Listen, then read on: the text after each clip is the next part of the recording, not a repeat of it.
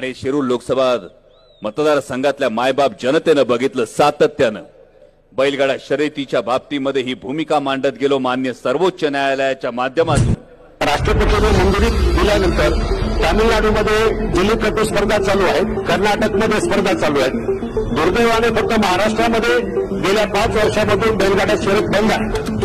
म्हणून येणाऱ्या ह्या अधिवेशनाच्या काळामध्ये मी राज्य सरकारला आणि राज्य सरकारच्या पर्यावरण मंत्र्याला विनंती करतो की या 1960च्या कायद्याच्या या अंमलबजावणीमध्ये कुठेतरी कायद्यामध्ये बदल करावा आणि बैलगाडा शर्यत आणि जल्लीकट्टू स्पर्धा कायमस्वरूपी चालू राहाव्यात अशी मी सरकारला विनंती करतो। बैलगाडा शर्यतीचं आंदोलन, त्याचा प्रवास, आंदोलनाचा प्रवास किती मोठा आहे। आज अचानक एक माणूस उभा राहतो, त्या आंदोलनामध्ये माझ्यावर 4 केसेस आहेत।